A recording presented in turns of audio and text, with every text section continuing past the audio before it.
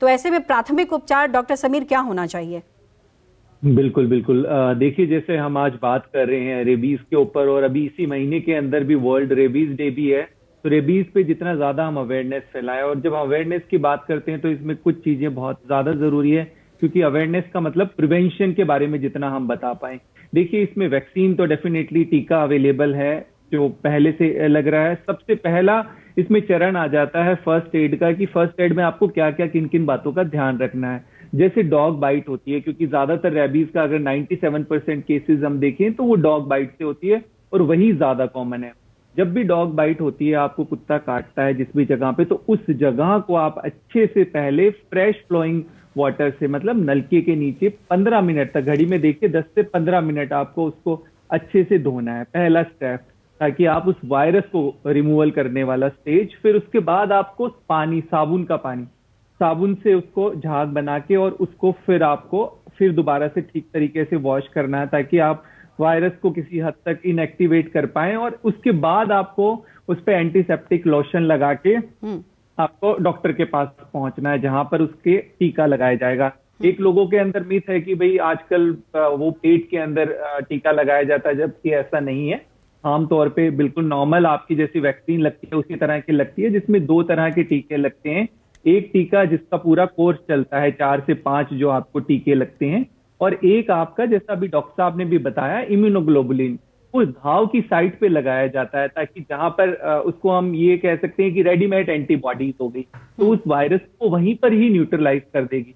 तो इन चीजों को आप देख लीजिए, और ये जरूर देख लीजिए कि आपका कैटेगरी 2 या 3 का किस तरह का आपका बाइट हुआ है। एक कैटेगरी 2 का बाइट की मतलब हल्के फुल्के माइनर स्क्रैचेस आए, उसको भी आपको इग्नोर नहीं करना। आमतौर पे लोगों को लगता है कि डॉग ने काटा है, अच्छे से ब्लड आ रहा है, तो आपको नहीं, अगर आपको स्क्रैच भी किया है उसने, पंजे से भी आपको स्क्रैचेस है, फिर भी आपकी वैक्सीन लगेगी, उसको भी इसी तरह से आपको वॉश करना है। तो इन बातों का आपको विशेष तौर पे ध्यान रखना है। और सबसे ज्यादा जरूरी है इसके अंदर, जब प्रिवेंशन की बात करते हैं, तो आपको, आप अगर पेट डॉग है आपके पास, तो उसको भी इम्यूनाइज कराना अपने यही वेट मेरा से। सवाल होने जा रहा था डॉक्टर समीर, यही मैं सवाल करने जा रही थी कि जो दर्शक ये प्रोग्राम देख रहे हैं, जाहिर तौर पर बहुत सारे लोगों के घर में पेट डॉग होंगे, बिल्लियां होंगी, उनको क्या सावधानी बरतने की ज़रूरत है? क्योंकि जिस तरीके से घटनाएं सामने आई हैं, ऐसे में जाहिर तौर पर सभी लोग डर गए हैं कि कहीं एक खरोच उनको रेबीज़ तो नहीं दे देगा। तो ऐसे में जिनके घरों में पेट डॉग्स हैं, बिल्लियां हैं या बाकी जानवर हैं,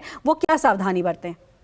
बिल्कुल, देखिए, जैसे हम वैक्सीनेशन की बात कर रहे थे, एक तो वैक्सीनेशन पोस्ट एक्सपोजर, मतलब आपको बाइट हो गई तब आप लगा रहे हैं ना, ऐसे ही प्री एक्सपोजर भी। तो जो पेट लवर हैं वो भी इसका मतलब प्री एक्सपोजर प्रोफाइलैक्सिस डोज ले सकते हैं, वो भी वैक्सीन लगा सकते हैं, अपनी लगानी चाहिए उनको। और पेट डॉग को भी अपने वेट से उसको भी इम्यूनाइज करे। इसके बाद जो और कुछ चीजें, जैसे जो एनिमल हैंडलर्स हो गए, फार्मर्स हो गए, जो डॉग, जो और अन्य तरह के एनिमल्स रखते हैं, पेट एनिमल रखते हैं, कोई वाइल्ड एरिया में रहते हैं, जिनको बाइट की पॉसिबिलिटीज बनी रहती है, तो उन सबको फिर ये प्री एक्सपोजर प्रोफाइलैक्सिस, जो पहले हम प्री एक्सपोजर वैक्सीन लेते हैं, वो लेनी चाहिए। इसके अलावा बाकी आप कुछ चीजों का ध्यान रखें कि सुरक्षित पेट एनिमल का आप चुनाव करें, उसका वैक्सीनेशन जरूर कराएं। एनिमल सेफ्टी के बारे में थोड़ा आप खुद भी पढ़ें, आपको जानकारी होनी चाहिए, बच्चों को भी इस बारे में जानकारी दीजिए, और बच्चों को एनिमल्स के साथ कभी भी अकेला ना छोड़े। तो ऐसी छोटी छोटी बातें हैं जिनका अगर आप ध्यान रखेंगे, तो काफी हद तक आप इस तरह के इंसिडेंट से अपने आप को और अपने बच्चों को सेव कर सकते हैं। बिल्कुल, यानी